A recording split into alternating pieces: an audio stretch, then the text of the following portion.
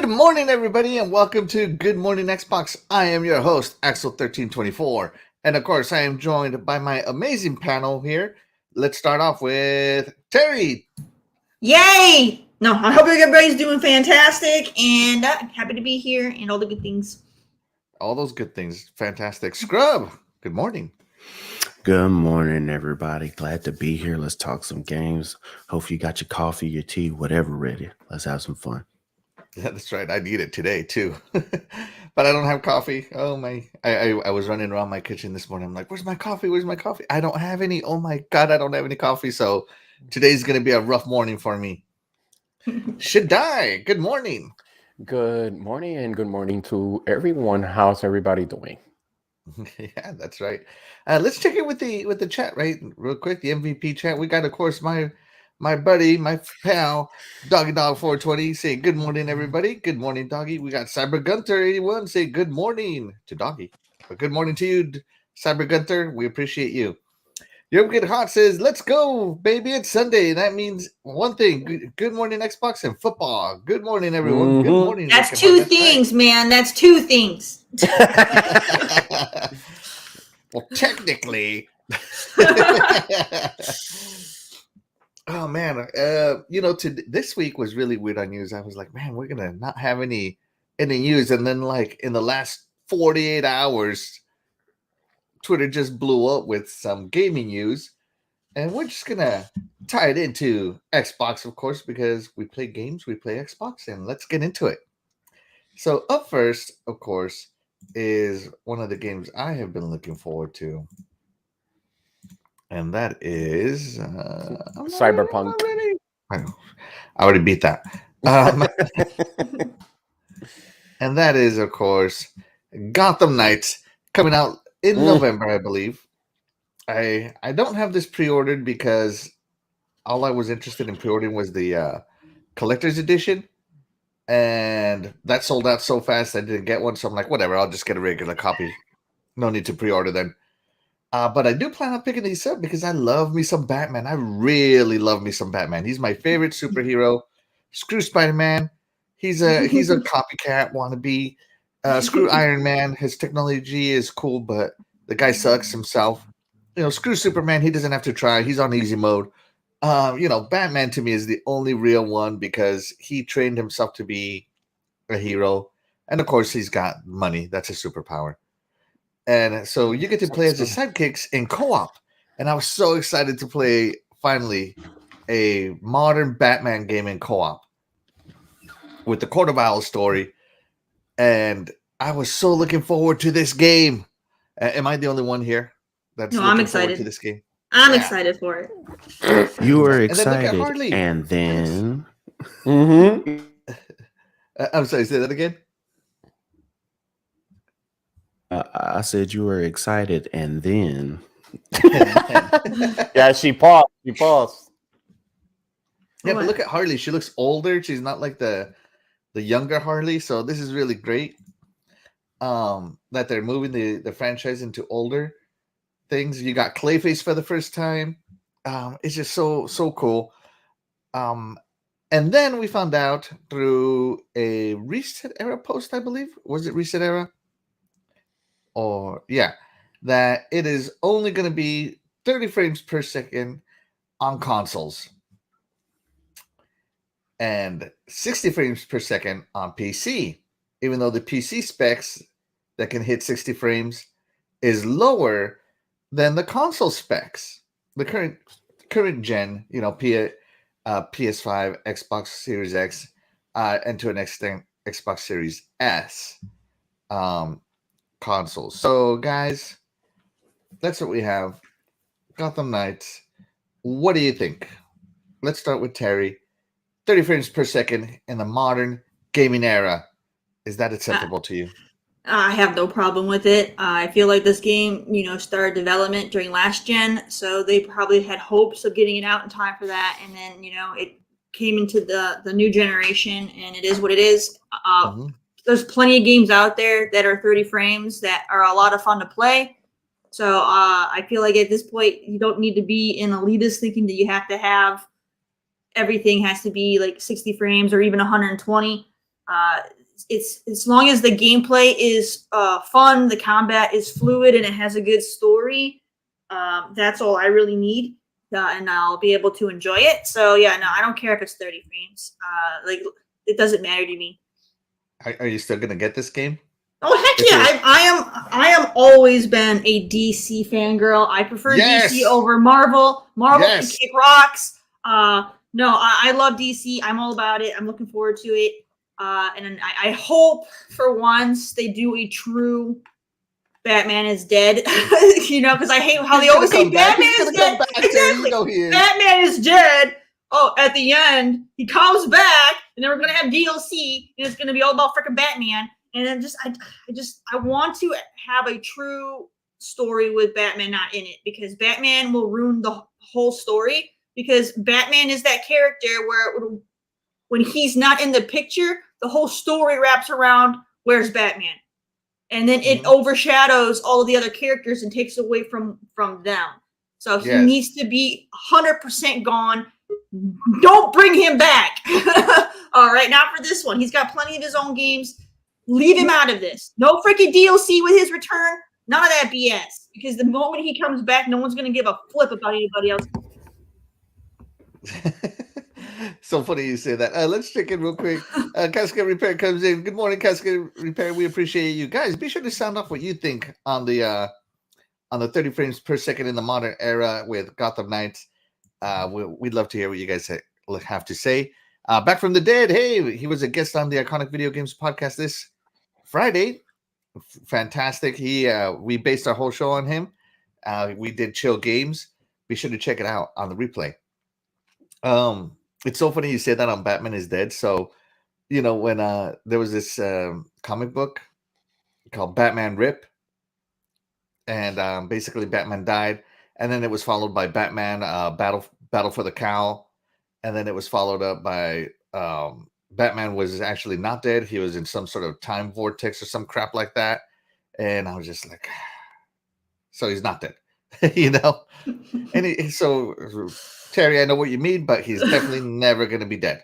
I know, but I really, really, really wanted them to finally do it. Like, I'm tired of them playing with the idea and not following through on it. Just follow through. That's right. Shaddai, 30 frames per second. Gotham Knights, amongst other games, but this is a big AAA, big budget game. It has 30 frames on consoles, but 60 frames on PC with also minimum spec PCs that are required for this game are less powerful than current gen consoles. Sound off, Shaddai. First of all, I'm not a tech guy, but during the transcourse of modern consoles and a lot of the the petition for consoles to be 4K 60 frames per second have been really, really hard. Especially that's why we have the PS5 and the Xbox Series X saying 4K with 60 frames. Now, with that being said, it should be 60 frames per second. For some would say, no, it does not matter. Well, for me, I really don't care, but as long as the images shows. But the only thing that actually bothers me is when you get those tears and slowdowns. Screen tearing, yeah. So that's what actually bothers me. But if the company can paint 60 frames per second, you expect studios to actually bring 60 frames per second in the consoles. So this is something that is like, okay, we're paying this, but I'm not getting 60 frames per second. That's why they do have that feature called FPS boost. So for me, it's a major blow because because this one is a AAA game, other studio will follow suit. And there are other games that actually hit 4K and 60 frames per second. So it shouldn't be an excuse or any sort that they cannot make 60 frames per second. That's my take. So Shaddai, but for you, is 60? There is no reason it shouldn't make 60 frames. Agreed. But are you still going to support this game if you were going to support it to begin with? I'll be honest with you. This is not on my list because this from September to December is pretty much stacked, and Call of Duty Modern Warfare 2 is around the corner, so that one is gonna sucks the heck out of it.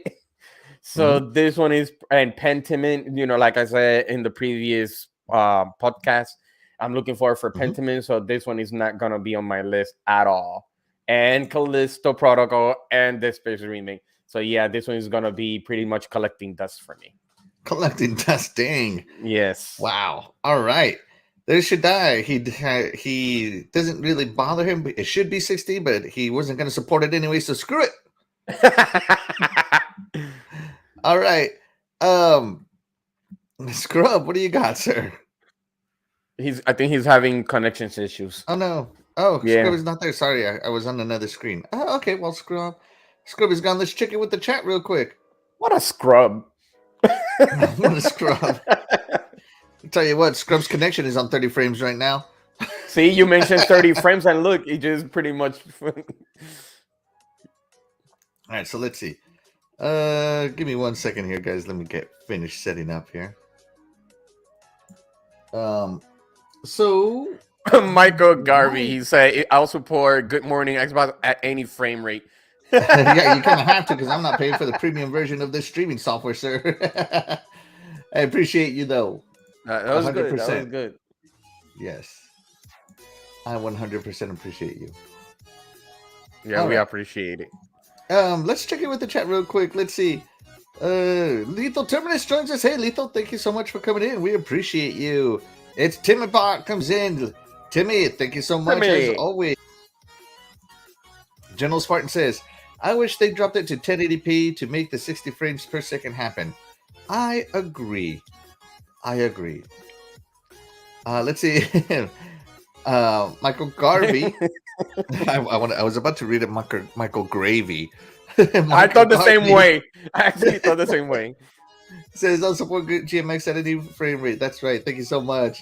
Gone Mad, George's Gone Mad. Thank you so much. Sir X-Man jumps in. Sir X-Man, thank you so much. If you guys don't know, Sir X-Man is part of Gaming After Dark with Noof Nukem. Yes. Every Tuesday night at my time, it's 9 p.m. Central. So that's 8 p.m. 10 p.m. Eastern. So it is quite late. But Noof Nukem, great guy. He's going to be taking over this show again here on November 6th. Mark your calendars, guys. The show will be moving again back to its rightful owner, Noof Nukem. Yes. That's right. You can call me Gravy if you like. I love it. Yeah. I just want to remind people, it may not be the best example because of its history, but since we've been bringing it up lately, Cyberpunk did release at 30 frames, and it did look pretty good when outside of all the bug issues that they had. But frame rate wise, that game looked pretty phenomenal, when it was working, and at 30 frames. So I feel like people need to, not be so critical about having 60 frames because, like I said, there's a lot of good games that look amazing at 30. Putting that out there. So what's the point of campaigning? That's my question. For 60 frames. Because everybody, whenever they hear it, when it comes to tech people, whenever they get the new upgrade with the new highest thing, they think everything needs to be at that equivalent. But the new highest thing doesn't always make things better. Sometimes things run a lot worse because they might not have everything developed properly to support that. So even developers have, and even when you start getting into the whole argument about frames or resolution and stuff, a lot of developers will even come out and flat out say that, everybody wanting their games in like 4K, for example, it actually ruins the performance of the games because it's not necessary. It's not necessary to have 4K, but 4K is the new thing. So everybody wants 4K. But yeah, you're gonna lose, on the quality of your game because of that. Because everybody wants they're what's the right term? They're crap, I can't think of the right term. but they're basically just keywords that people will hear and they think, oh, I have to have that, and it's not always buzzwords. Buzzwords. Thank you. Yes. So yeah, so like 60 frames or 120 when it comes to like shooters. So those are definitely buzzwords that get people excited. They want to have the highest thing that's available, but it's not always the best thing. And then people start becoming elitists in my eyes because they think that, oh, if it's not 4K, I'm not playing it. Or if it's not, because literally we had that once we started crossing into the current generation, and they still heard that they were going to have games in 1080p. They're like, oh no, I can't play a game in 1080p. Psh, that's beneath me. It's like you had no problem playing 1080p like literally 3 months ago. All right, so it's just a bunch of BS to me. That's right. I had no problems making phone calls off of my landline, but I now. Yeah, but time passes and everything is pretty much, upgrading a lot of the things, images and frame rate. So I understand where Coolcat Terri is coming from, but nowadays that we have 4K, that's what we want. Remember when Spider-Man first came out on PS4? How everybody raved about how amazing that game looked? 30 frames. Yeah, 30 frames. 30 frames. Isn't it God of War the same thing? 30 frames. Yes, 30 frames. All these games that everybody say can't be matched, they were the best there ever was, 30 frames. So they're the best remasters there ever was right now. Anyways, that's a different topic. Casca Repair says, see, the 30 frames per second for Gotham Knights killed some of my hype. I'm not gonna lie. Yeah, so that's what I'm saying, because if I go to a store and it says, okay, this is 4K and it gives you 120, so you expect at least something, they'll give you that, or even pretty much close, but not that below. So I'm with Casca, the same thing. It'll pretty much kill your buzz on that game. Buzz kill. All right. Yeah, I know. All right. Scrub is back. Scrub, welcome back. You want to do an audio check? Test. Can you hear me? Go. All right. Scrub, 30 frames per second in the modern gaming console era. What do you think? The mess, I think, is this is what happens, like some of you said, when it's trying to look at the fidelity. But if you're playing a fighting game, if you're playing a racing game, if you're playing some kind of quick twitch shooter, anything of that style, it should be 60 frames per second. There are plenty of videos out there that will show you what a game looks like if you don't change anything but change it from 30 FPS to 60 FPS. When you change and add more frames to a game, it makes it look better just by adding the frames. I know one time Cole Eastwood a couple of years ago put out a video just showing the difference between 30 and 60. You can take a game that is 4K, drop it down and put it at 60 frames, and it looks just as good, just as fun. If anybody wants to sit and try this out, tell me if you've ever played Forza Horizon. Do you play it 4K 30 or do you play it at 1080p 60? Yeah, go ahead. No. Tell me where you played it. So I actually started playing Forza Horizon 5 at 4K 30 because I was like, I don't have a problem with it.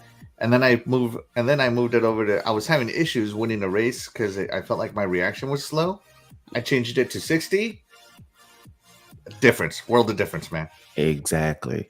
These kind of things mean a lot. You want to play Street Fighter. You do not want to play a Street Fighter game with those frames not being there.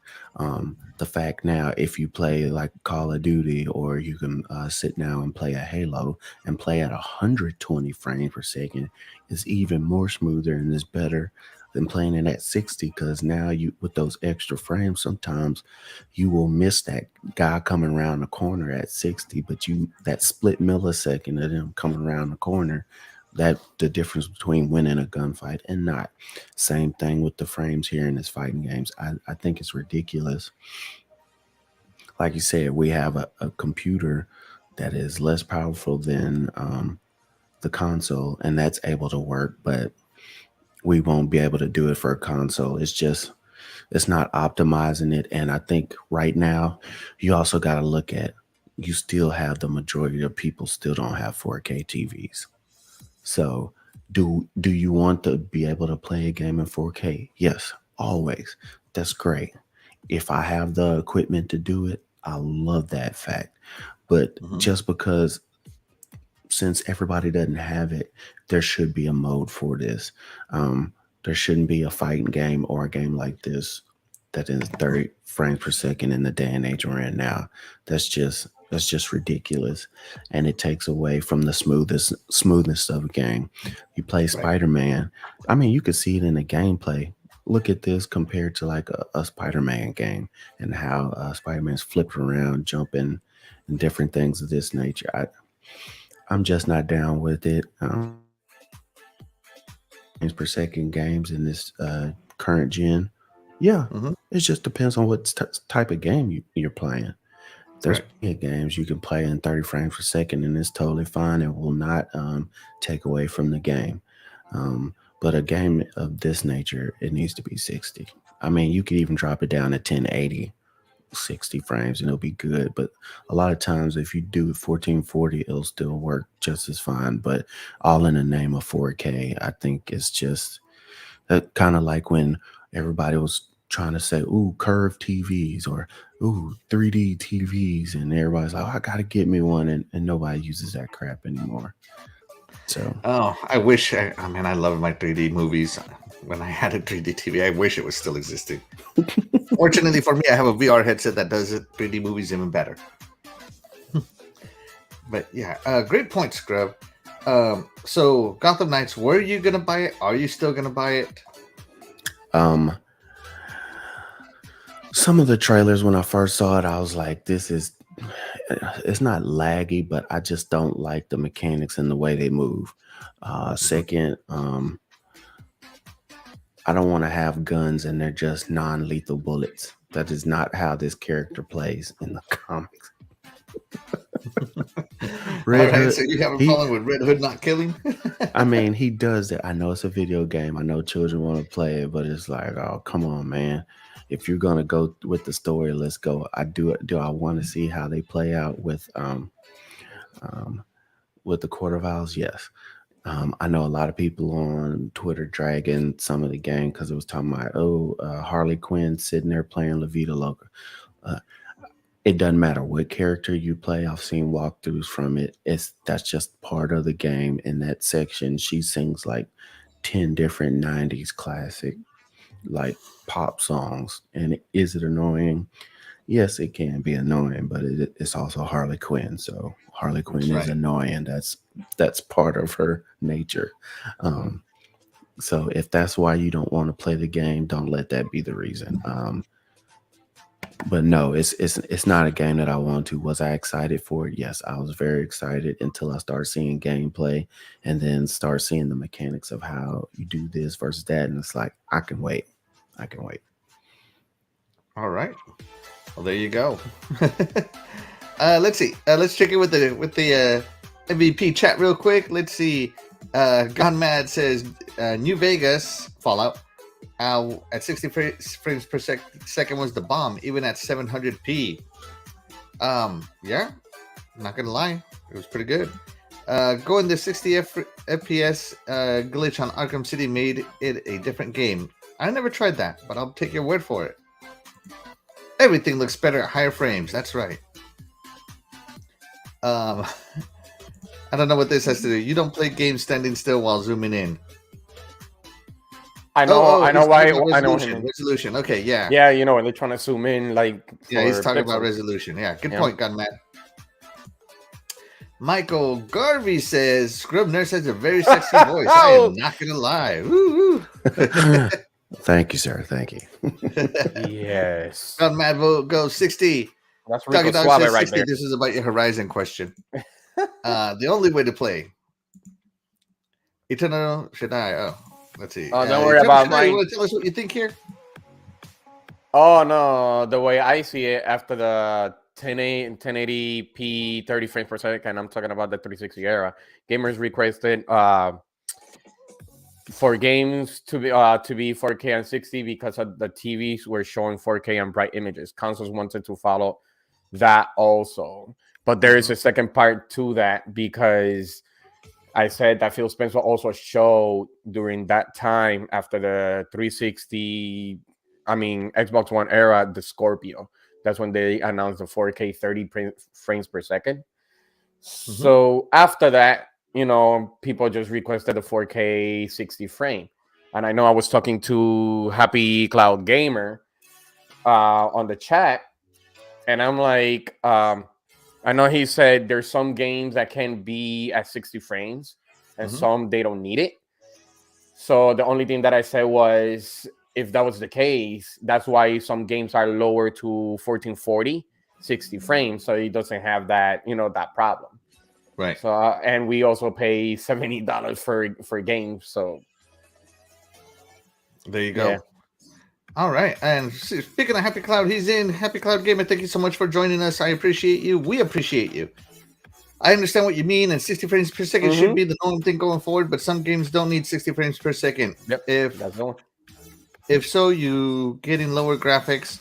And like Todd Howard did say to IGN Ryan McCaffrey, he plays games at 30 frames per second to get the best graphics, but FPS, etc., 60 frames. That's the part that I said, when that's the case, might as well just lower it to 1440. Right. Why don't they have a performance in a visual mode so both sides win? Right. Let's see. Con Matt says he has a curved TV. So X-Man says the key word is he said 120 frames per second is amazing. No, yeah, he's going way too much. He had a curved TV. He had a curved TV. Past tense. All right. So if you guys know, I'm like Terry. I'm a huge Batman fan. I've been waiting for the next Batman game for a long time from WB Games, and Gotham Knights got delayed by over a year. They canceled the last gen version because they wanted to focus on current gen, and I thought, great, we're gonna get an even better current gen version. All this stuff, right? Then they announced the price tag, $70, and I'm just like, ugh. Am I going to break down and actually buy a $70 game? Yes.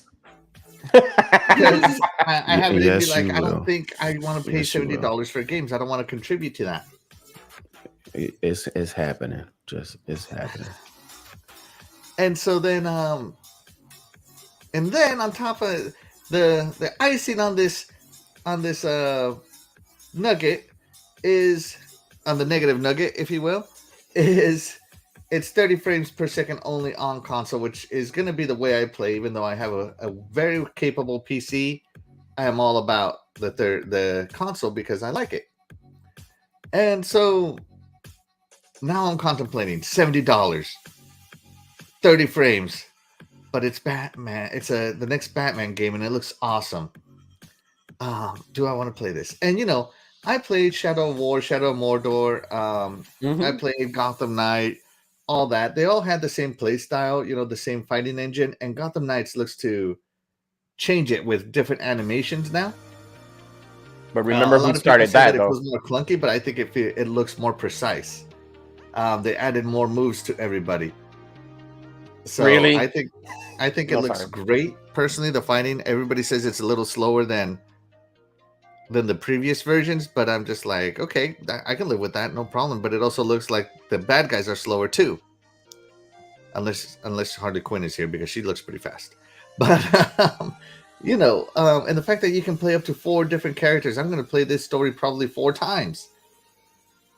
So I'm like, you know what? I can eat the 30 frames per second for Batman. I'll do it for you, Batman. I'll do it. But I have long been a proponent for 60 frames minimum going forward. Back in the Sega Genesis, Super Nintendo, Sega Saturn, original PlayStation days, even the Xbox 360, 60 frames was the standard. And then somewhere in there they said, you know what, people want better looking games, not better, more fluid games. So they dumbed it down to 30 frames per second at the end of the 360 PS2 era. And then into the PS3 and Xbox One, PS4, they everything was 30 frames. That was it, because fidelity was was the buzzword back then, if you will. Graphical fidelity is all that mattered. And so we stopped getting 60 frames per second gaming. And then when they announced that, hey, these consoles can do 120 frames, this is what we're going to do, all that good stuff, I'm like, yes, finally, back to the way it used to be. And now they're back to the 30 frames. So I am a huge proponent of 30 frames. I'm sorry, 60 frames. I'm a huge proponent of 60 frames. Don't clip that. I'm a huge proponent of 60 frames. That's all I want. That's all it should be. I hope this game gets updated and that it goes 60 frames in the future, just like PC. But WB, to be honest, is not really known for fixing up their games. Just saying. It takes them a long time to fix their games, and by the time it's fixed, this game will be 5-6 years old. So yeah, there you go. That's my take. It should be 60. I'm okay with it not being 60. Obviously, I'm not a super frame snob, but it's difficult. It's a hard pill to swallow at $70, knowing that lower spec machines can do it. And I bought a TV. I bought a new TV that can do up to 120 frames, can do all that 4K, Dolby Vision, everything stuff. So I have the setup. I spent a lot of money on it. I was kind of hoping to use it. So double whammy. I feel like that's going to be an issue where we're not going to see that until the end of the generation. Just like with the Xbox One, like they boasted 4K, but you didn't start getting 4K until literally the end of the generation. Everything was 1080. Right. And then just like with the current generation, the games still aren't 4K, standard. So it's. Yeah, they're not there yet. And that's the part that I don't understand. I'm with you, Terry. That's the part that I don't understand. We know they can make those things. It's just they don't make it happen for some reason. As long as I know, we hear about a lot of bottlenecks, but geez, I know that they can make something like that. That's why they created a console like this that could actually give us that 4K 60 frames per second, and we see a lot of games like that. That's right. It's just that I don't understand why they going back to 30 frames per second. But I'm with you. It's just because when you start doing the higher resolutions, it just works better. Like I said, the higher resolution you have to sacrifice. Just like if so you can't have everything. Our technology's not there yet for gaming. There's just too much stuff that it has to render in. Especially with how massive our games are nowadays. When you think of like having to bring in massive cities and mountains and everything else in. That's a lot of stuff that it already. Every AI has its own thing. It's a lot to render in. So it's not like a movie where you can have like a 4K movie that runs super smooth. They don't have to load all the things that a video game does. Right. That's why they can lower it to 1440. But the AI, it still takes, like everything the game does takes out. Global illumination, count some frames out. Everything they do, models, more detailed models, take some frames out. Better, more fluid animations, everything eats at it. Which is why you go through optimizations during development, to kind of regain some of those performance frames. Because I know that during development, some games run like trash, like barely playable. Yep. That's why it's called betas. Well, no, not even betas. You're in pre-alpha. So, yeah, I don't know. I think 30 frames per second. I think 60 frames per second should be every developer's target, to be honest, because it just should be. And whatever you can fit in with that, that's what you should work with. But we'll see what happens. You know what should have been done? This just actually popped into my head. When it was from the 360, because I was looking at the game and it would say 720, 1080. What they should have done was like, let's say for the Scorpio, it should have been 1440, 30. Then for this one, it should be, I know it's a next gen, it should have been 1440, 60. So if you want to go for a refresh, then you could go 24, what is it, 2140, if I'm not mistaken. 2140, 2K, yeah. 60. No, Oh, no, not 2K. 2140 is for- 4K, isn't it? Right, Yeah. but I'm talking about for the refresh. So I'm talking about for a refresh. Like that, baby steps. I know people would like to push to the max, but sometimes to avoid all that and going to the proper images and frame rate, it should have been step by step like that instead of going full and then we're gonna deal with this. That's just me.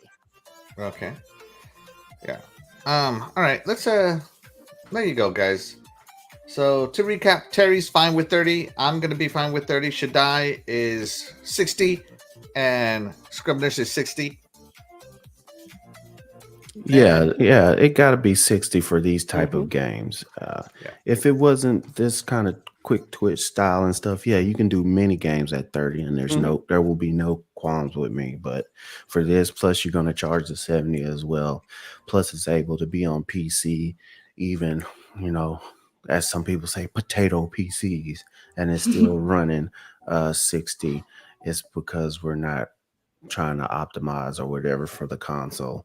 And I just don't agree with that. There you go. Yeah. I agree with Scrub. And I'm the opposite because, like I stated, Spider-Man was 30, and everybody raved about how great that game was, and that's the same kind of style that this game is. So I mean, you compare Batman to Spider-Man. First off, this game is leagues above Spider-Man. Spider-Man can't even touch this. Oh my god! Here we go. All right. I'm just talking in terms of a third-person action fighting game. All right, they're the same. And Spider-Man, basically set the standard at 30 frames. Before they started eventually getting their 60 frame upgrades that for the new consoles. But so I mean, it looked amazing. It played amazing at 30. So I don't really see how this one couldn't be different. Cyberpunk looked very impressive when the bugs didn't ruin it. And that game was 30 frames as well. So, I mean, it's 30 frames. I'm not going to knock it for that. But yeah, it's just, and I wouldn't be surprised if down the road they wouldn't have a 60 frame upgrade later on anyway. I hope they do. That tends to be what they do with these games. Yeah. This the Arkham collection, once it went to 60, that was a world of difference as well. Cyberpunk, like I said, one of my favorite games of the year. I love it to death, but you can feel it when it's time to start fighting. You can feel it when you're riding. The shooting sucks on Cyberpunk. Yeah, well, you can feel it. That's why you turn on that Sand Devastating and go into slow mode. But you can feel it when you're driving on the motorcycle. You feel the skips. You feel the frames. That's what makes it good, is because the story and the gameplay is king. But you can feel the frames though. Bless you. Excuse me. Thank you. Bless you. Sir X-Man says, Axel, wait on the review. Then if you really want it later, buy when it's on sale. Sir X-Man, Gotham Knights can get a 2 out of 10. I'm still going to buy it. There's some of those games you just buy no matter what. This is one of them. Like Halo. Yeah, that's right. Like Halo. Doesn't matter if it's good or bad. Halo fans are going to buy it. That's right. I stopped pre-ordering games I feel now is a bit unsafe. So much update after games are out, and sometimes it's cheaper too. I blame Xbox Game Pass.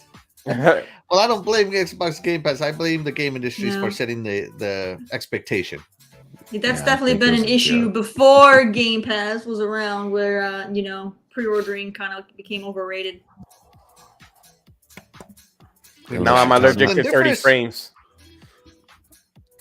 Splendiferous, what's up? He says, I like how Harley Quinn looks in that outfit. You and me both, buddy. You and me both. He also says he loves Batman games. Let's see. Michael Garvey says, is last gen holding things back? No. This is a current gen only title. So they cannot blame last gen on this one. Nah, that's strictly choice. They're choosing. Yeah. The only thing I can say is, like I said earlier, is the game was in development during last gen, so they probably got most of it done for those specs, and then they decided to just leave those out and try to push for the new gen. But they weren't able to optimize everything in a timely fashion. So I think that's why we're still getting the 30 frames. and why I wouldn't be surprised if 6 months later they're like, okay, we got the new 60 frame update, you know, and then Sony will charge extra for those people that have that on their PS5, of course. And then you know what I mean? So it's coming. Oh, shots over there. Pa, pa, pa. Yeah. Shots fired, guys. Shots fired. This is the Xbox show, baby. All right. I'm okay with 30 for a single player story driven game. Absolutely fantastic. Terry, we had a poll in the chat. Would you like to read it to us? Are 30 frame games on modern consoles acceptable? 62% said no, unacceptable. Give me my money back. And then the other 31% said yes, and 60% have no clue what we're talking about. Let's go. 30 is just a number. Oh, Sir X-Men says, Axel, I want to see you complete this game. I'm not a, if by complete you mean just finish it, I will. But if you're talking about complete, like, get all the achievements and stuff, no, I'm not an achievement guy. I just play games the way I play them. Achievements mean I've been on Xbox now for like 15 years, and I don't even have 100,000 gamer score, and I don't care. Like, gamer score, you can miss me with that. I like unlocking achievements naturally, which is great, but I'm not an achievement hunter. Achievements are the best. Hey, some people love those achievements. Overrated. Not this guy. But let's move into our next object. The next object is, I think, a little less fun. Right? Our next subject. Our next subject. I told you guys I am working on fumes today. Made that coffee bad. Yeah. Is the Bayonetta voice actress, the original Bayonetta 1 and 2, which, by the way, I totally love,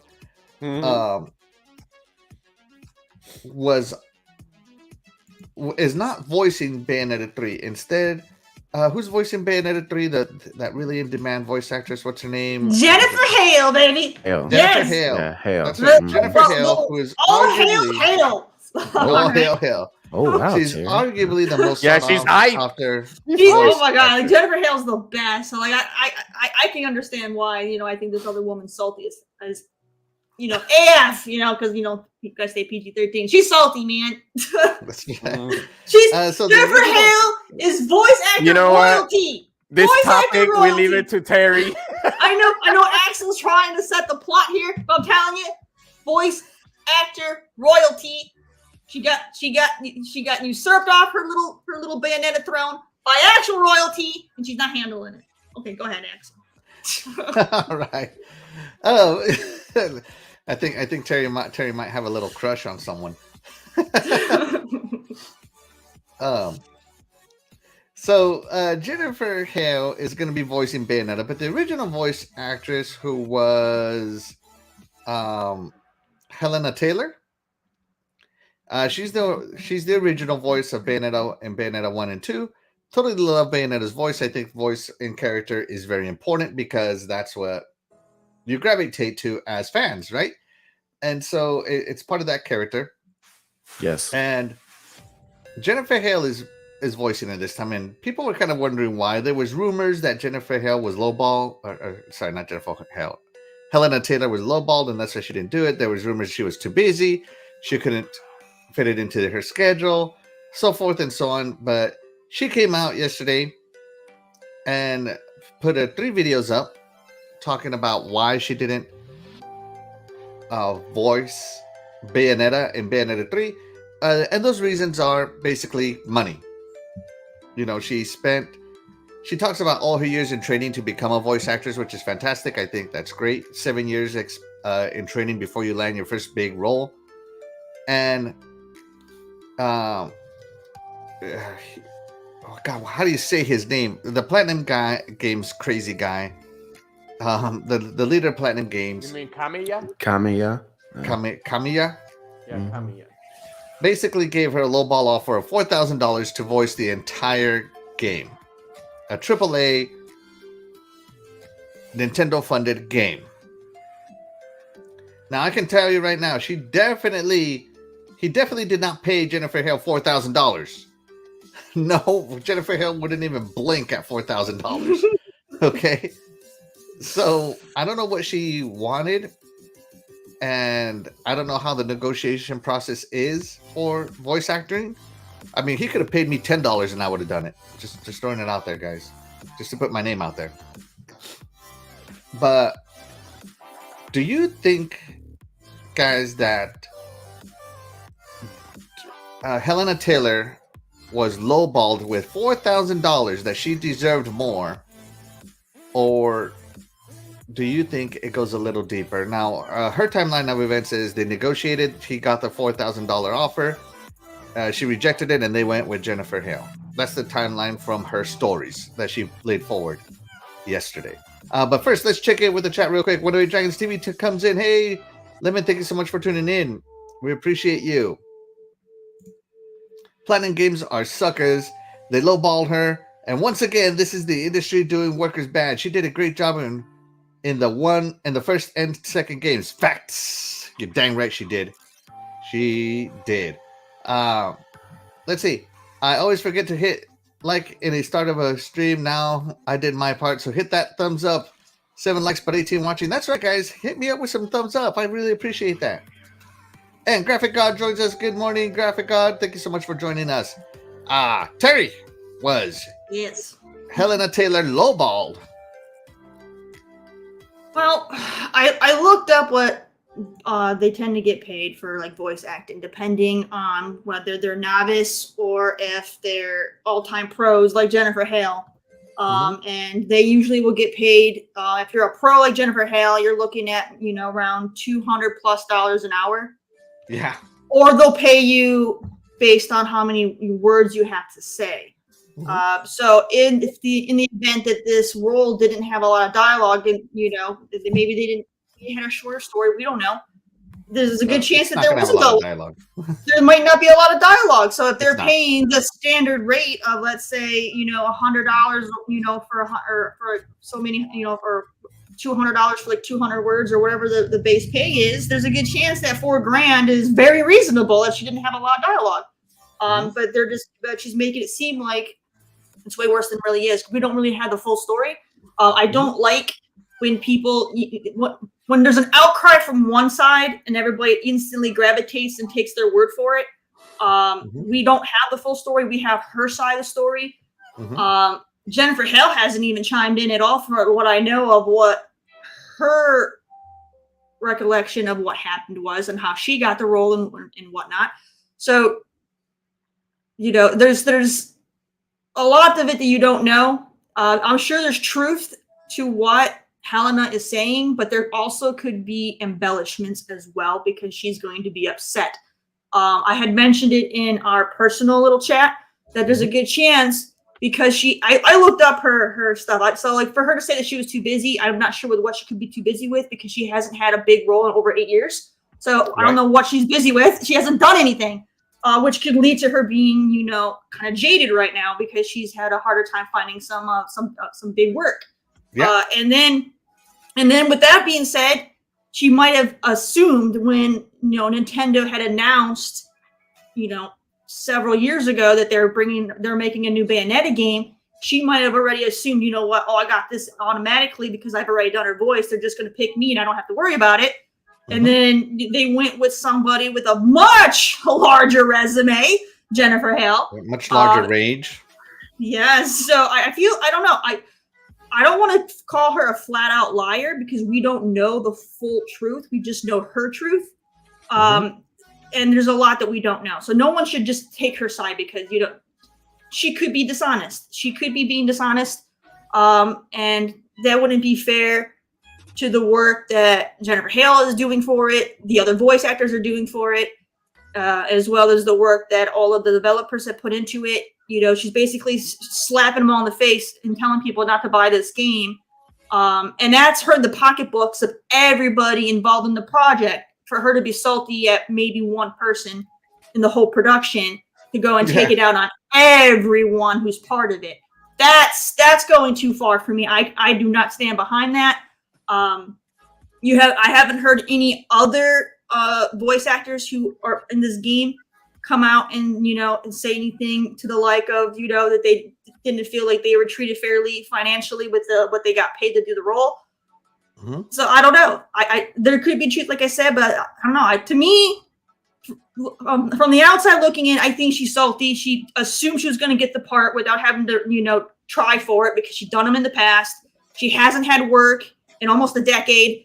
And then this one passed her by. So I feel like there could be some truth to her being very bitter right now about it and wanting to take it out on them, and that's not fair. That's not fair to the people who worked hard while making this game. You shouldn't take from somebody else's hard work. Don't take from their wallet. They're trying to feed their families and stuff just as much as she's trying to take care of her own. To go and to do that, that's not necessary. If she has a grievance, she needs to handle it with whoever her grievance is, and be an adult about it. Don't be a petty biatch on the internet telling people not to spend money on something. That's not cool with me. Not cool. Not cool at all. All right.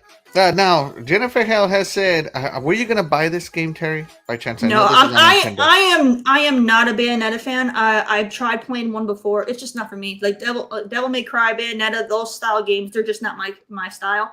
They look amazing. I know they have a great, devoted fan base, and I think this is going to be a nice, great game for them. But no, this is not something that I'm going to play. All right, so you're boycotting this game anyway. I'm not boycotting it. I 100% believe that if you're a fan of Bayonetta, you should get this game because you want to get this game. You shouldn't take one woman's word over what you should do with your own money if you're a fan. You should make your own judgments. There you go. All right, Shaddai. Jennifer Hale, Hellena Taylor, the drama, I guess, that Hellena Taylor is trying to start is now in full swing, claiming she was lowballed with $4,000 from Platinum Games. Oh, and do you think she's in the right here? Oh boy! Remember, she's the lead role. Yeah, I know. No, and the thing is that I beat both of them. That's the thing, and I beat both of them. Yeah, I can't compete what Terry said because I understand, but we're so accustomed with her voice from part 1 and part 2, and I believe that she deserves the money that she deserves because that's how we love Bayonetta, because of her way, the way she talks and all that. That reminds me, and I have to think back. I think it's Metal Gear Phantom Pain when they changed to Keith Sutherland. It was kind of weird because they didn't have what is his name, David Hayter. They didn't have him, and they changed it to Keith Sutherland, so it was kind of weird. But it managed. But I believe that she deserves for every penny, and she knows. I know she didn't have work and all that. That's her personal thing.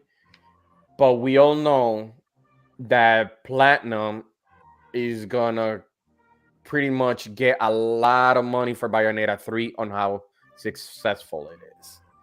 Platinum is weird. Platinum is weird lately after the colossal situation with Scalebound and also Babylon Fall. So this is their only, savior. And she knows, that this game is gonna create a lot of money. And she knows that it's like, well, that this game is gonna make a lot of money. I should deserve a little bit more. So for me, stick with the original one. I'm not saying that Jennifer Hale is bad because I was looking at her profile and all that. She's in everything, man. Yeah, she's in everything. Commander, in the game, she's probably in it. If you find a video game or a cartoon on Nickelodeon or Cartoon Network, and she's in it. Well, for me, I don't watch Nickelodeon, but when I saw on the video game the Captain Shepard, the Emma Emmerich from Metal Gear 2, I know that I know that person. So and Naomi from Sons of Patriots. Those are iconic. I can't deny those are iconic. But on this situation, I'd rather stick with the original one, pay her what she deserves, and this could have been pretty much avoided. They're gonna make that money. They're really gonna make that money, but just give her money. I don't have too much to say, but just give her what she deserves. There you go. I do not disagree. Definitely pay her what she deserves. But like I said, if they pay based on how many words, which is very common, and there's not a lot of dialogue, that may be what she deserves, and she's just not happy because she knows this game's gonna. Like you said, she knows this game is going to be very profitable, so she didn't get the role. So she literally could just be lashing out because she's mad that she's not getting all that extra money. But remember, guys, it's not like a side character. It's not like a side character. We're talking about a lead. Like she's the main character. Voice. Yeah, I know, and I'm telling you, for the lead role of a video game, they sometimes will just charge per word, regardless. She talks all the time. Okay. even on a gameplay like this, she even talks. Yeah, but okay. I'm right. That's why you don't know what to say. It's not that I don't know what to say. It's that I don't want to get into my rant before I give Nurse a shot. I know. But let's go with the Nurse. Now remember, Bayonetta franchise has made over $250 million so far, right? So you're averaging 125 million per game on how much they make.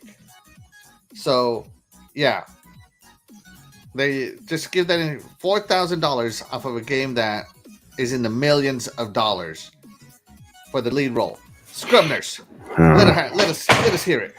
I'm not disagreeing with anybody's statement, but I will say this as a point of reference. It doesn't matter how many words they speak in the game. Look who voice acts Master Chief. He doesn't say crap in a game. He says about a total of about 10 lines. And you think... Play Halo a little. Play the campaign. Get off that multiplayer and play some campaign. Yeah, I play the campaign. He goes, time for me to go. Let's do it. I'm on it. Cortana. Guys, right now. Open the door, Cortana. He hardly has any words. If you count all those words, he doesn't have words. Did it? Because that's an iconic voice for an iconic franchise. So if we're gonna use that, this would kind of fall into the same thing. This is an iconic franchise.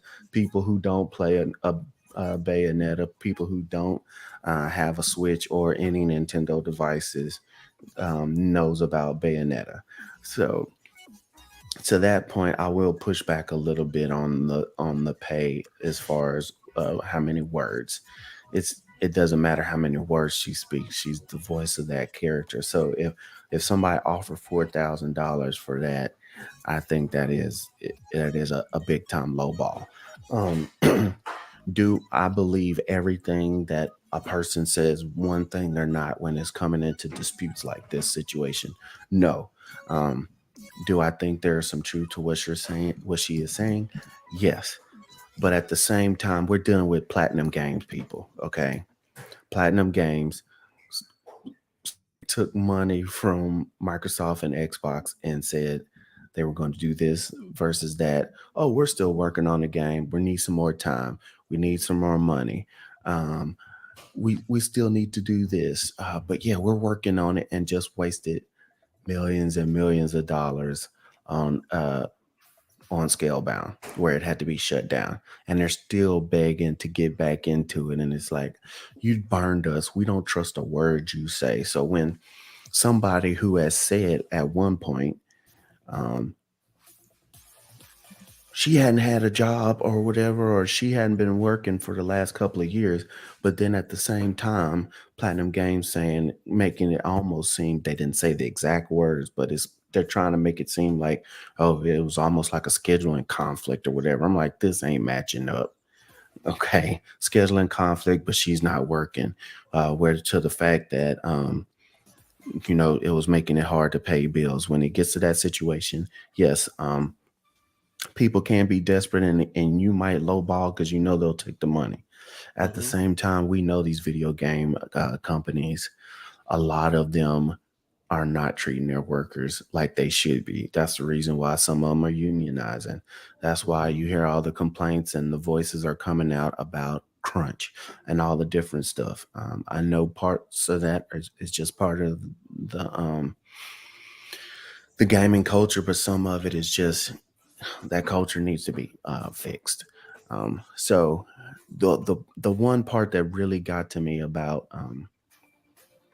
her talking about the game that I just really didn't is for her calling for the game to be boycotted.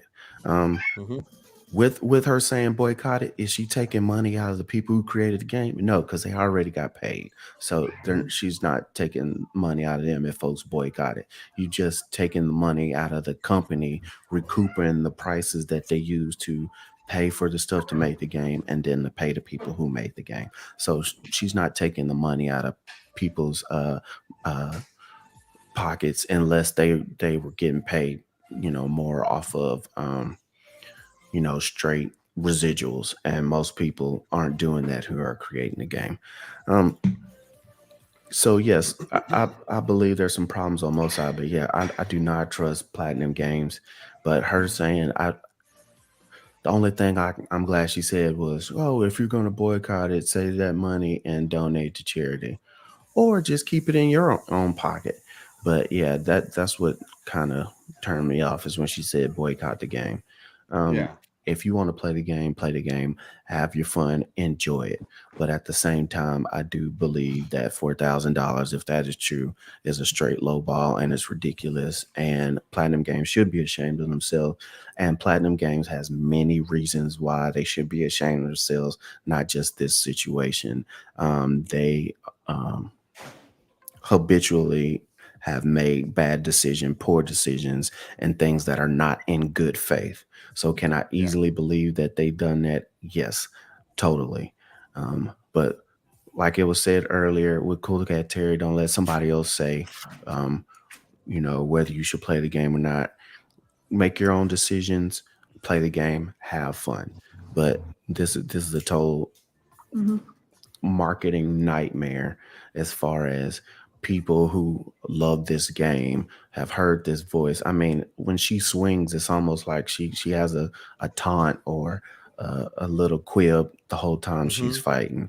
So she uses a lot of verbiage. There's lots of words she's saying. So 4,000 is ridiculous. And plus that's time that they don't just read off a sheet of paper and in 30 minutes have gotten all the lines in.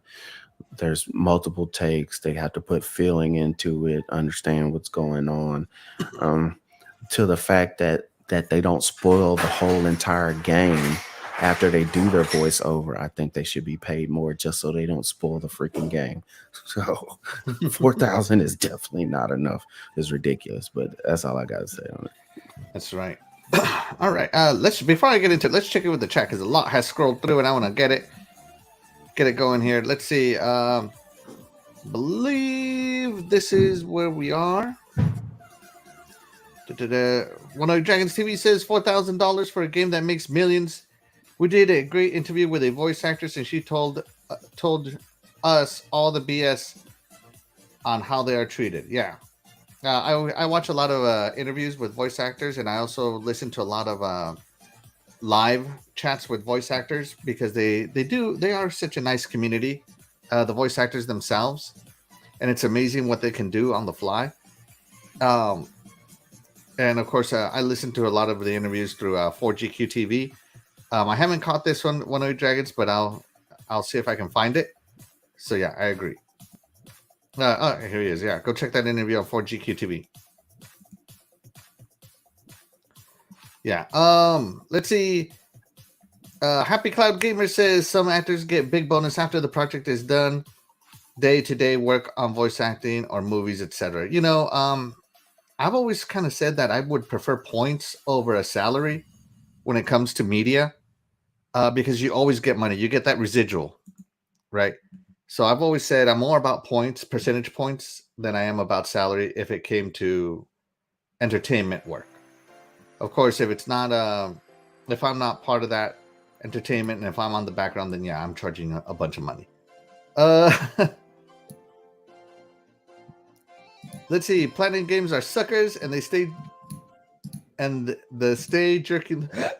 Excuse me. Wow, they stay jerking the fans and stole Microsoft money on Scalebound. Yeah, Platinum Games doesn't have the greatest reputation right now, and Miyakazu's not doing himself.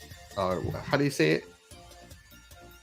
Hideki Kamiya. Kamiya. Kami what? Kamiya. Kamiya is not doing himself Kamiya. any favors ever. Hey, Happy Cloud Gamer has a nice fact. He says, I remember I got paid extremely low. I was a child in the 80s in a short film. $800. Hey, that's awesome, man. I wish I could have gotten a short film. I'm buying this game, but let's not forget this industry, the workers are treated poorly. I agree. Yeah, that's true. Yeah. And of course, Dragonheart Yobi joins us. Thank you so much, Dragonheart Yobi, for stopping by. We appreciate you. Let's see. a little exaggerated. Bayonetta doesn't voice herself. There are voice actors who do the voice. My illusion is shattered. There you go. Let's see what else. No, Scrub, you missed finish the fight with Master Chief. Oh yeah, you're right. All right. So here Up into is where I that's am, 25 words. Then my bad. He says 25 words in the game. 25 words. Get out of here. Oh my goodness. I think voice actors are treated poorly, especially because they seem to start to being replaced by Hollywood actors, right? So there are people who work their whole lives to learn how to do voice inflections and different tones and all this stuff, so they could have a wide range of voices in for the industry to try to land roles. And then in comes someone like Chris Pratt voicing Mario, and it's he sounds like Chris Pratt. He doesn't sound like anything else, and nothing against Chris Pratt. I like the guy. I don't have anything against him, and I'm sure the movie's going to be amazing. But there was literally a voice actor who voiced Mario who could probably do better. You already showed the French one. Yeah. So, that's better than Chris Pratt right there.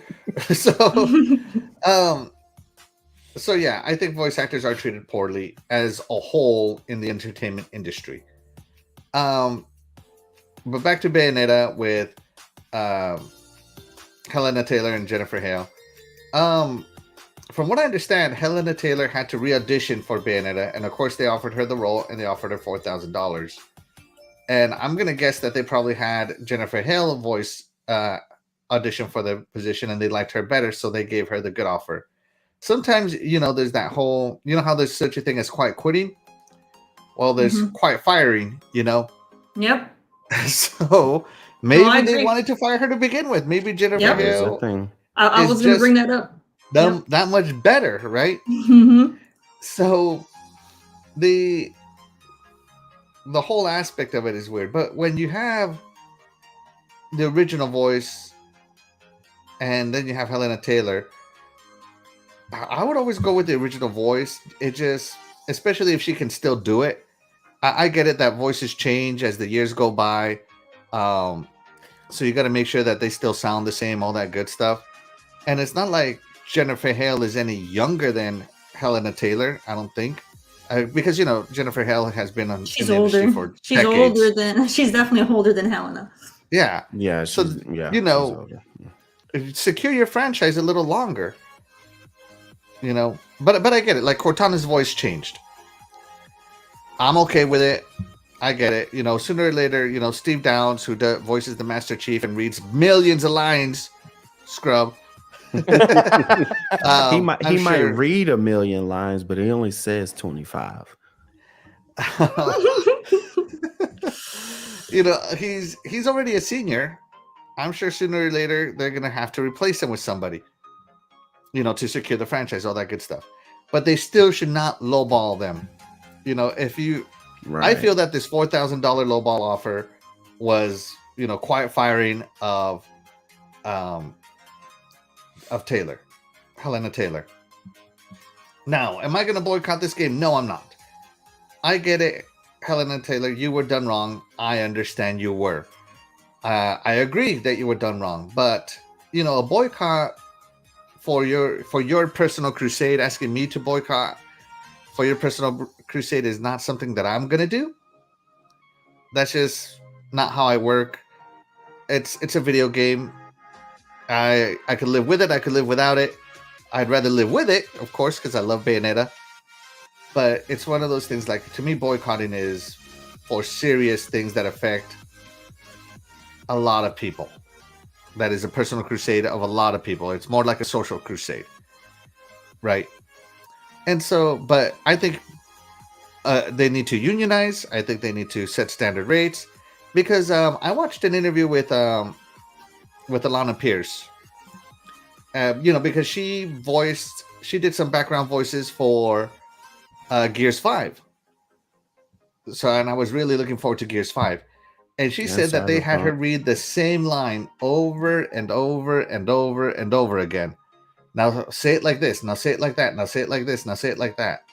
It might have only been 25 words, but it was 25 words over and over and over and over and over again. Right. Because they didn't know which voices they were going to put into the game. Mm-hmm. So millions of lines, scrub. And, millions of the same word. Could you imagine the Master Chief saying, why are you in that thing? To finish the fight, sir. If he would have said it in any different tones or something, that would be so fun to hear. But yeah, the whole Bayonetta thing, I think she was lowballed. They should unionize as a union of voice actors. And unfortunately, the industries, when it comes to big money, when you're talking millions and millions and millions of dollars, the name of the game is exploitation of employees, exploitation of customers, right? They're gonna, this is why we as gamers complain about season passes and DLC and skins that used to be unlocked and all this blah blah blah blah, and the workers complain about bad working conditions, mistreatment, being lowballed on pay, so forth and so on. So yeah, there you go. That's my take on it. I agree with everything she said. Do I think she was lowballed? Yes. Do I think she was replaced? Yeah. Do I know why she was replaced? No. Did it happen the way she described her timeline exactly? Maybe, maybe not. But yeah, if you watch the video, by the way, guys, if you watch the videos at the end of the third video, the salt pours out. It pours out, man. She has it against Jennifer Hale. Did you watch it, Terry? No, but she could not call herself Bayonetta. I'm the real Bayonetta. Yeah, I saw that. Yeah, I saw that. That's petty bitterness. That was dirty. Whoa. That was petty dirty bitterness. and ridiculous. It was petty, but it was better. I agree. All right, let's move the show along here. Real quick. Because I know everybody here for the most part has argued that they want the original voice, and I just want to argue that there have been plenty of successful franchises that switch the voices frequently, like Ninja Turtles, and do quite well. You don't need to have one set voice for everybody. Heck, even the original Turtles cartoon, the original voice actors took turns on different turtles throughout the series, and we didn't even notice as kids. So that's right. Get over it. There you go. Happy Cloud Gamer says, hit that like, guys. 19 watching, but 8 likes. Get that like going. Absolutely. Hit that like button. Terry, hit like. I already did. That refresh button. Let's see. I understand she's angry, but no one is going to boycott this game. It's Bayonetta. People have been waiting for this series to return for years. I agree. I'm not boycotting anything. Again, your crusade is not my crusade, and I support you in unionizing. I think you should, but I'm not going to support you by affecting another voice actor's, several voice actors' livelihood, their hard work in a game. Something I don't get. Why is it called boycotting? Isn't it a girl? So it should be girl-cotting. Oh my goodness. Take a history class, Shaddai. All right. Let's see. Just remember, Xbox is number 1. Yes. That is the problem to the voice acting. We don't have a face to the voice. And, maybe that's why Chris Pratt sounds like Chris Pratt. He wants his voice to be heard. His specific voice. That's Maybe. a lot of times with the actors, too. When they do these iconic roles, because they're actors, they want, like, their voice so you can recognize them. Like in the Mandalorian, we saw, what's his name? That plays the character. I can't remember the name. Who plays the Off the Mandalorian? top of my head. Yeah. Jesus. You know what I'm talking about. But Yeah. he wanted folks to know that it was him underneath there. So he had to put in his contract that at some point his helmet had to come off. Same with in the Halo series. Well, they took that helmet off way too much. Exactly. But it was because the main character wanted people to know it was him underneath the helmet. So that was part of it. Scrubby's Pedro Pascal. Yeah, but Pedro Pascal. Yeah, there was a big fight over that because he's like, I'm doing this character and you're never gonna see my face. So I think they did it tastefully, but yeah, there's arguments about it because he wanted folks to know that's me underneath the helmet. Yeah, there you go. All right. I agree. I think if you do your own voice, it solidifies you.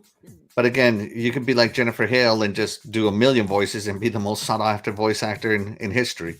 Yeah, and also too, a lot of people will not come to her defense, or you can go to Jennifer Hale and go, "Hey, Jennifer Hale, how are you treated, or how much did you get paid?"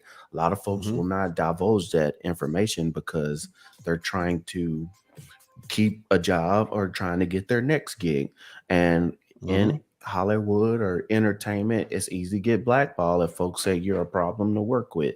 So there won't be a lot of talk about that one way or the other. Right. Jason Max says she ruined her chance at future acting jobs. Yes, she did. I agree. And that's her personal choice. Jason Max, not technically, she's part of a union. She deserved to be paid more than $4K. I don't agree with the boycott part, but yeah. It's hard to tell, Yobi. I think she did ruin her chance. I mean, she hasn't had a major role in 8 years. Bayonetta, it was her major role. So I don't know who she's going to play in the future. All right. So with all that being said, guys, let's get over to hashtag We Want Terri. Where did it go? I know I have them here. Where did my hashtags go? Somebody hashtag me. Oh, no. Where did it? I had them saved too, and I lost them. Here we go. Hashtag We Want Terri. Let's get into it.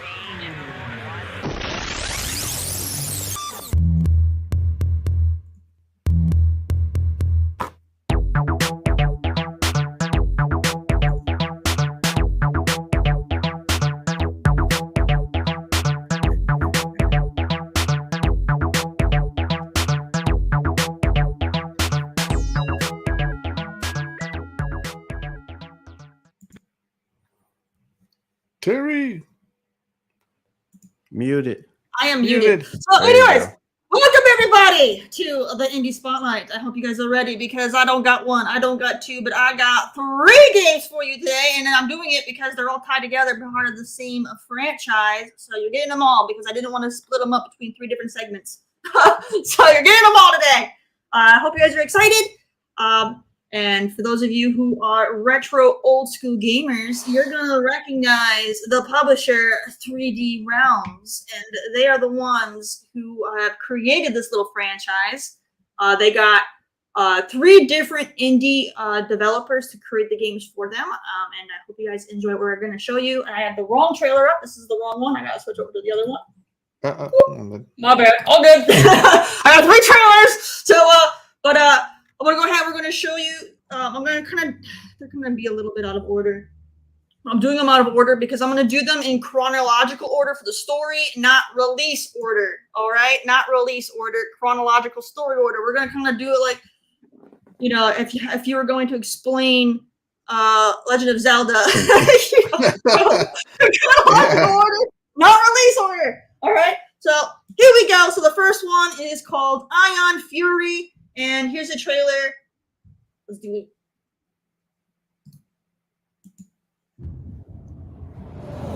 Excited. I like 3D rounds. Is this cyberpunkish? It sounds cyberpunkish. Very cyberpunkish. This looks just like Duke Nukem. Return to your home. It should. We're taking over this town. Sure. Let's dance.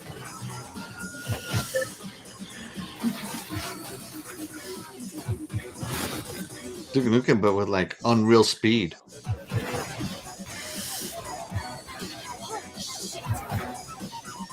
Say my name. Say my name. Whoa, whoa, mistress. Also like Doom. There you go. Xbox One. All right. That's retro now. All right. So, yes, you got it right. So, 3D Realms is behind this, and they are the original creators of Duke Nukem. And so, they wanted to create a game to be the true kind of like modern day. What's the word? Oh, I have trouble with words today. The I can't think of the Modern day Duke Nukem. I can't think of the actual word I want to use, but yeah, basically along those lines, they wanted to have a modern day game to play, to play to the success of Duke Nukem 3D. So this is what they created. Now, this is not their first game. Like I said, I'm doing chronological order, but this one is actually the second game they released, which is going to be technically the prequel to the first game that was released. So they're backwards. All right, but anyways, the whole franchise is based on the whole franchise is based on the character Shelly Bombshell Harrison, and you're going to go through how she went from being a bomb disposal expert to becoming a mercenary. And you got to play through each game in the franchise. I'm going to show you the other trailer so you kind of get an idea. Each game in the franchise, they go for a different genre, try to appeal to different gamers. So the second release, which is the prequel to the first release, which is, this one here, you're seeing that retro first-person shooter, just like you would from the classic Duke Nukem games. So if that's your thing, go ahead and check this one out. You can go ahead and this one is actually, is this the one that was? Yeah, this one is actually on sale right now on Xbox for $8.74. Otherwise, it's $25 if you want to get it on PC, PlayStation, or Switch. It's $25 everywhere else, but it's $8.74 on Xbox for the next 2 days. So you better not sleep on it. Otherwise, you're going to be paying that full price. So let me use my Bing points. Bing points. Microsoft points, buddy. Microsoft rewards. All right, so go ahead and grab that one real quick. Now I'm going to go ahead and play the trailer for Bombshell, which was the first game, but technically it's a sequel, I guess. So, hey, Coolcat Terri. What? Yeah, General Spartan says successor, right? Is that the word that you're looking for? Successor? I guess a modern day successor would be more accurate to what I was trying to say. So thank you. Words can be tough, especially when you're in the heat of the moment. Yeah. so thank you. You're hyped. That's what it is. I am hyped. All right. So now I'm going to show you the trailer for Bombshell, which was the first game that released. So let's go ahead and check that out. Like I said, each game is going to follow a different style and kind of like genre. So check this out. All right. Let's check it out.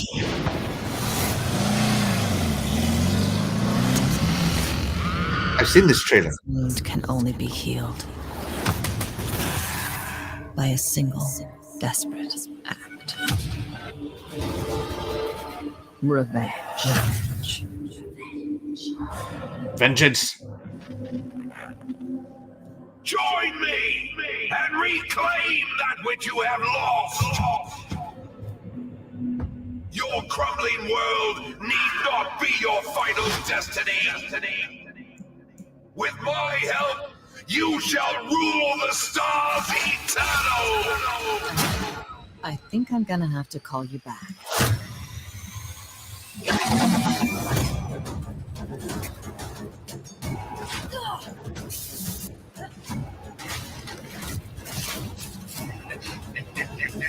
Wow.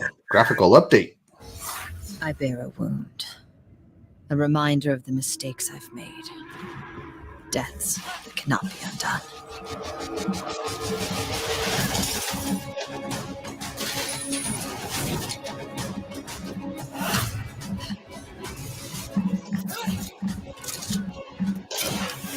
Oh my god!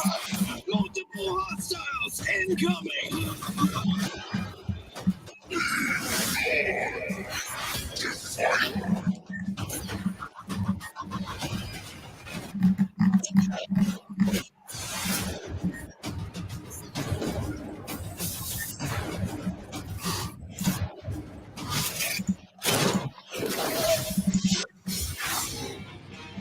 Wow.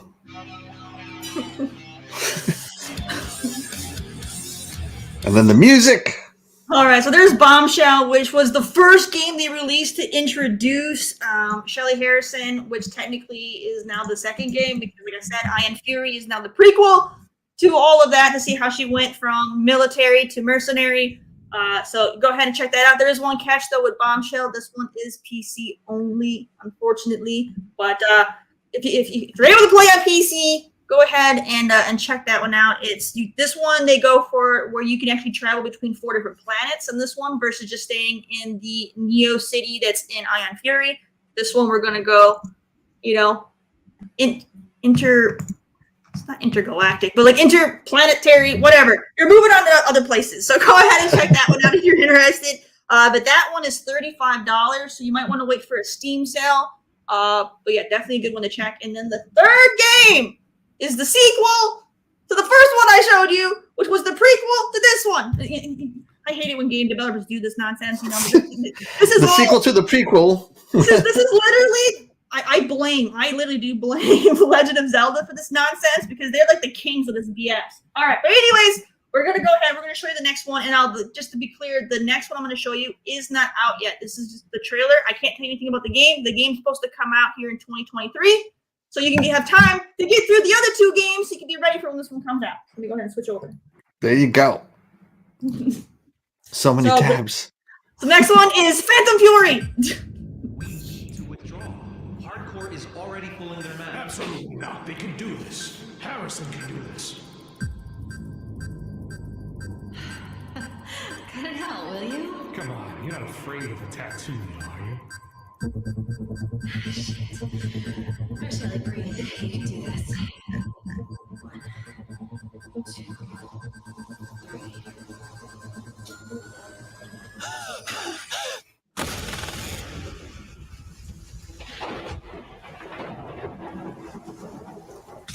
This is what Phoenix has been working on.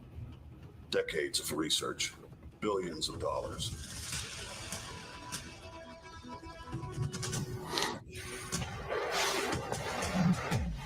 I know you must have a lot of questions, but those will have to wait.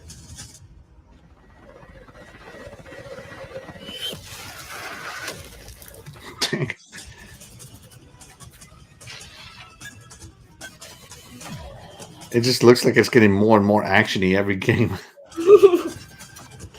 Like more chaotic.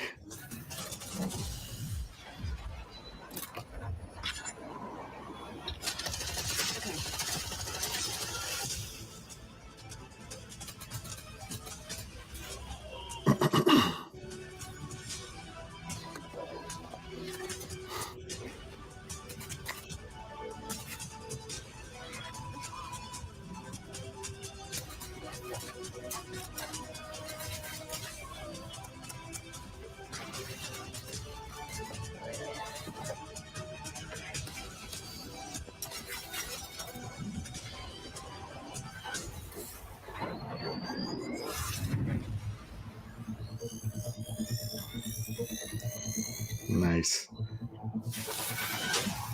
You think that arm makes you look cool or something? The I was gonna glasses say, on what's that wrong with his man. eyes? They were Those are goggles. Yeah. I thought he had googly eyes or something.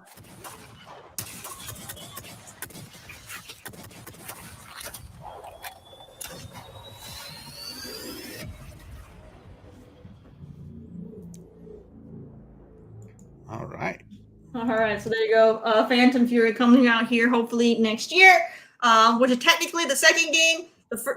So Iron Fury technically is the first game, followed by Phantom Fury, and then Bombshell technically is the third game in chronological order, but it's all kind of messed up. It gets confusing. But go ahead and check them out and enjoy yourself. Different indie devs who worked on each game, and that's why you have different styles and everything. But have some fun. Great indie spotlight by Terri, everybody. Woo! Thank you so much, Terri. We appreciate you, and be sure to check those games out, guys. 3D Realms, the original makers of Duke Nukem. So if you played old school Duke Nukem, you might like these. Yep, Duke Nukem, Prey, Max Payne. They were part of Wolfenstein 3D. So yeah, all that stuff. There you go. All right, let's move along with the show. Great spotlight, Terri. Let's get on to our next topic, and that is that Phil Spencer once said, and Satya just once said, that they want Game Pass on every device. And we were like, oh, you mean every Microsoft device? They mean PC. They mean, Surface tablets, stuff like that. No. They meant every single device that has a screen. Or maybe it has two screens. Who knows? It plugs into a screen. That's right. They want it on every device. If you let them put Game Pass on there, they will put Game Pass on there. And that has finally bared some fruit with Xbox Game Pass coming to the MetaQuest 2 and MetaQuest Pro. So they had a MetaQuest Pro event, and mixed in there, they put out a blog. This is the official MetaQuest blog of some of the games they're talking about. And one of them is, of course, Marvel's Iron Man. This was exclusive to PSVR for a while. And now it's moving on to the rest, PC, VR, and natively on Quest VR. But this is an Xbox show. We only care about Xbox Cloud gaming here. Game Pass coming to the VR headset right here. Guys, so when I played VR, I kind of said to myself, if VR had like a Game Pass equivalent, but in VR, it would be really good. But I guess this is the next best thing, is to get the actual Game Pass on your VR and play it in a bigger, make it look like a 110-inch movie theater through cloud gaming. That could be something. Does anybody here have cloud gaming? Or sorry, not cloud gaming. Sorry. Does anybody here have a VR headset? I bought the Quest 2 for my wife. Yeah, so I've played some on it, but more of the little cheesy intro games. All right, so you haven't had a full game yet. Okay. I sold my PSVR, so. And you didn't sell it to me. Oh, no, I actually traded it for an Xbox. This is funny. I would have traded you 2 packs of peanuts and a stick of gum. I mean, come on. Shaddai, do you have VR? Have you experienced VR? My glasses are enough, so I don't need another set and then make it extra zoom. So the glasses do no, actually, I'll be honest. I remember I bought a VR, but it was for regular phone just to give it a try. It was like the Samsung VR or whatever it was. Yeah, called. The one that first came out. Yeah, I'm like, it's okay, but it's not for me. But I did try the first VR for the PlayStation, playing oh my god, Doom, and I almost, Vertigo. I'm like, no thanks. So no, I'm not interested. Motion sickness is real if you don't. And that's have the only VR game. legs. No, the thing is that was the only game, because I played Astro and it was okay. It was fine. It was just that game. I've always said to myself when I was playing through Halo, I was like, God, if there was. I said 2 things when I was playing Halo. On this level design Halo ring, it would be great if there was a VR. That would be awesome. And number 2 is that I wish it was in VR, because man, it would be so cool to just VR it up. Of course, if you played VR, you got to play a little slower games, just because, again, motion sickness is real. But still, I feel like Halo would be a perfect VR game. But we're not going to Imagine get flight Halo sim. VR. We're going to get a big screen. There is an app on the Quest VR. It's a free app called Big Screen. Wait a minute, And you say there's, of Halo course- not on VR? It's right there, Halo Infinite. No, Yeah. it's different. Yeah, and of course there is YouTube VR, which lets you adjust the size of the screen. So we don't know exactly how it's going to look on the VR headset, but hopefully it looks amazing. I'm going to definitely try it out. Flight Simulator is going to be one of them. Forza Horizon maybe because it's really fast. I might not want to experience that on my VR. And Halo for sure is going to be something I try. But guys, this partnership with Xbox and Meta, do you approve or disapprove of Game Pass coming to more places? Terry. I support it going to more places. The more the better. My only thing is it's a little weird them doing it on the VR at this point because they don't really have that many VR options for to have a good library to offer people just yet. So I feel like they're kind of being a little too early on doing that. I think they should have waited to try to push more VR games and get that into their Game Pass library and then put it on there. Otherwise, there's not really that much to offer at this point. But I do support them putting the Game Pass on as many devices as possible. Put the app on the Samsung TVs, put the app on your Fire Sticks, on your Rokus, put it on everything. Put it on everything. That's right. So go for it. All right. Terry's a staunch supporter of the metaverse. I'm not a supporter of the metaverse. It has nothing to do about meta. All right. I support Game Pass. I support Game Pass being everywhere. I don't really care about meta too much. Start tracking, Mark. You know what? Let's go to Scrub because I know Scrub has a tight schedule. Scrub. sorry, Shaddai. Let's go to Scrub. No, that's okay. I'm like Terry said, I'm all about this where you can have these games come into different areas to reach to more people. Like Phil Spencer said, if you're trying to reach 3 billion gamers, you have to put it all where the people are. You can't just have it on console and expect to get all these people. You have to put it on phone. You have to put it on VR. The thing with it too, if you got VR, you probably got ways to play this game somewhere else.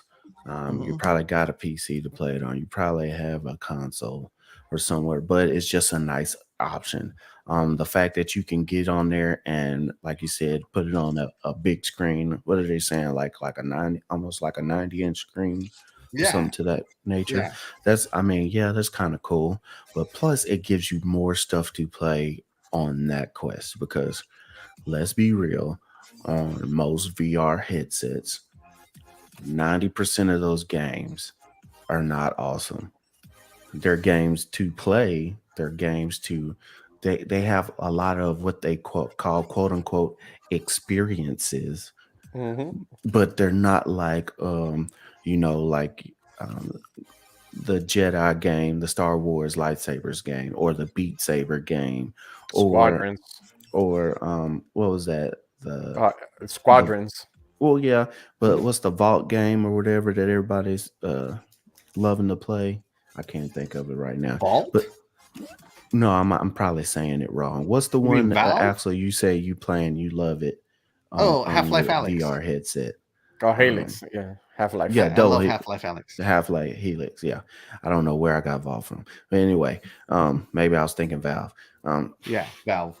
Yeah, but those type of games are few and far between. So to be able to say, "Oh, I spent whatever amount of money you spend on your headset," and then you could say, "Well, let me play this game on here and this game on here," and it feels like a big screen TV at my home, and on the couch or in the bed or whatever, or in this extra room that doesn't have a TV or a TV set up for game or a console set up for gaming.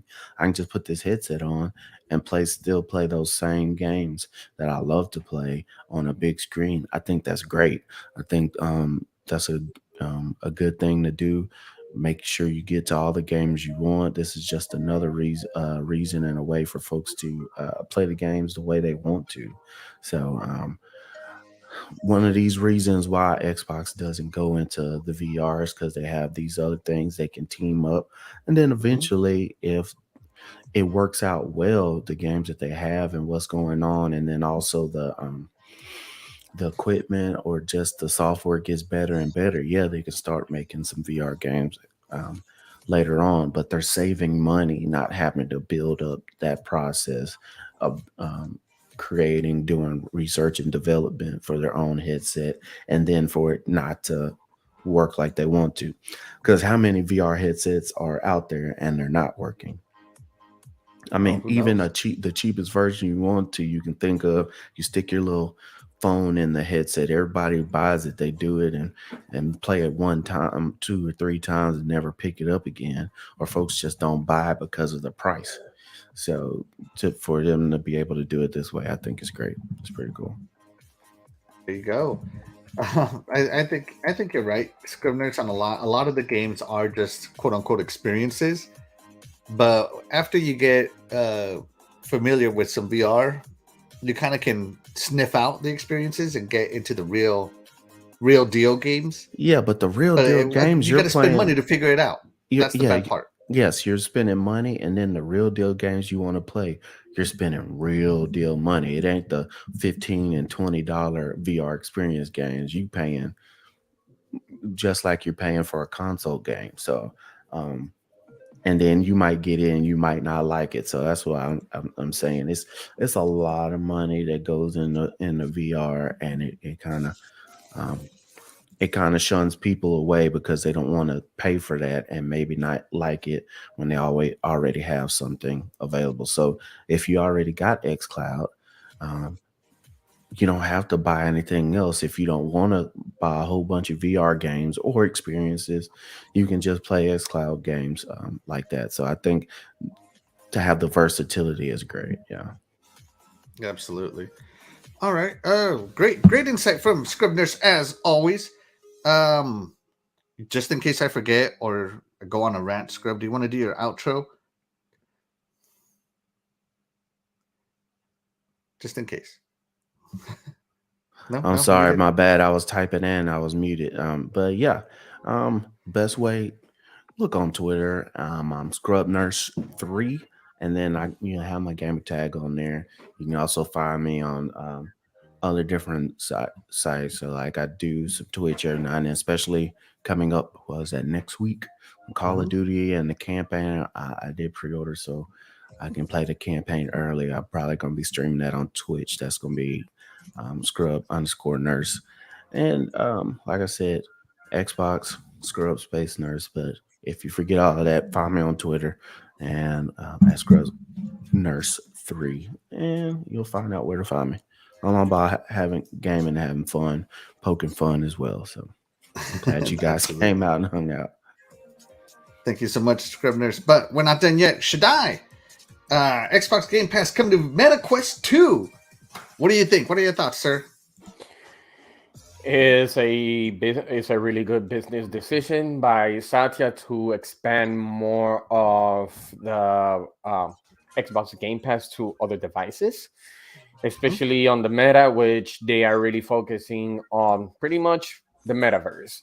And also Microsoft is actually looking forward for the Meta also. So it's a really good conjunction between them two to work together to pretty much bring everything that Microsoft have to pretty much send it to the metaverse. I mean, to the Meta, whatever you want to. I call it Facebook. Who cares? Bring it to. That's what it is, anyway. It's to Facebook. But that was something that it was actually talked a long time ago about the all this Meta about that's the future for to all people get together and play and talk like you pretty much in real life. So by having this, it might connect more people, especially for the gamers. And the other thing is, I'm not into the VR, but I do wonder what will happen because Microsoft does have their own too. It just I'm very surprised they haven't done a consumer friendly peripheral, which is that HoloLens, the AR, and that's an area that Microsoft is pretty much lacking. It's okay to have VR. That's something that everybody requested to see if Microsoft, or rather say Xbox, could enable to use third-party VRs, and it could have been probably a little bit more to it. But at the end of the day, you have pretty much two big companies, right? Pretty much thinking about Meta, and by bringing this up to that platform, to the Meta Quest, it brings more people. Those, more money, more people to the Quest, more money for Microsoft, right? More, it just bring more people in. That's pretty much it. But it's really good to have more.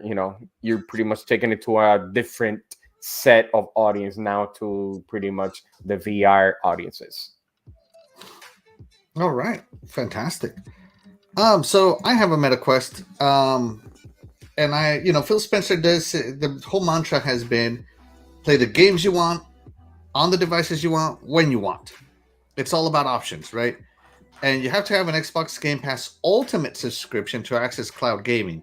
So this isn't just coming free of charge. Meta's obviously not going to pick up the bill. So I think it's great that this is coming to more places. I think it's fantastic. I am going to definitely try it, as I find my Quest to be actually very fun. There is a difference between playing Tetris Effect on my big TV versus playing it on VR. It's much better on VR. Like if Tetris Effect is a 7 or an 8 on the TV, it's a 9-10 easily on the Quest VR, because it's just a different experience that it was tailored to. Trust me. Trust. Scrumness, try Tetris Effect on your VR. It's gonna change your life. We shall see. Definitely, it's definitely a different type of gaming experience. I'm glad that I'm alive to experience it, especially with tetherless gaming, unless I'm connected to my PC for something like Half-Life Alyx. But so far, as I said, Half-Life Alyx is the game to beat, and nothing has come close to it, and nothing may come close to it for years. We'll see what Meta does. But I think this is fantastic. I can't wait. I can't wait to try it, because I'm already an Xbox Ultimate subscriber, and I play cloud gaming on my phone. I play it on my PC. I play it on my Xbox. I'm so lazy. I don't even install games. I just play them on the cloud, and that's not a joke. I actually do that all the time. So let's see. Happy Cloud Gamer says, I think this is great. And Crazy Greek Dude says, Nintendo and Microsoft just need to partner on an Xbox Joy-Con and slap Game Pass on the Switch. It will push more Switch and more subs. Yeah, but Nintendo has their own thing. It's called Nintendo Online Plus Expansion, whatever it is. That's their version of Game Pass. Well, they need to partner with them to help with the Joy-Con drift, if nothing else. Yeah, the Joy-Con drift. Nah, just make an Xbox controller for the Switch, for real. All right, guys. I am on a tight schedule. I do have to get out of here at 10 o'clock as well. I'm like Scrub. That's going to be it for our topic. But before we get going, I did have a poll up in the chat. We're going to go ahead and end that poll. Terry, how did the people vote when it comes up here in a second? Is Game Pass coming to MetaQuest a good thing or a bad thing? It's all good, says 73% of the people. And then what the heck is a MetaQuest was from 20% of the people. They are not in the VR, no. And then 6% says it's so bad. Why? Oh my goodness. All right. Fantastic, guys. We're going to go ahead and get out of here. Terry, tell the people where they can find you. Okay, go ahead and search for me at Coolcat Terri or Coolcat_Terri on all of the things, social media and YouTube. You'll go ahead and you will find me. I also created a new channel called Coolcat's Alley on YouTube. Check that out if you want to see car-related content. I should have my first video up hopefully tomorrow. Check it out. All right. Awesome. Shaddai, let the people know where they can find you. People can find me at Twitter at Eternal Shaddai. The same name that you see here is on the console, Xbox console. Also on Twitch at ETE Shaddai. Lately, I'll be streaming Dishonor. I can't believe I missed that game, but that game is really good. Other than that, I'll see you next weekend. Next week, awesome. And Scribner's already did his outro, so I'm going to do mine, guys. I am Axel1324. If you're on YouTube, you have already found me. I am here on my YouTube channel. You can find me on Twitter and on Xbox at Axel1324, exactly how you see it spelled right here. With that, guys, we're going to go ahead and get out of here. Thank you all so much. Before we get going, again, thank you to everybody who has been here. We couldn't do this show without your support. Thank you for the likes, and that's why you guys, the chat will always be the MVP to all of my shows, and we will catch you guys next time. Talk to you guys later. Take care, everyone.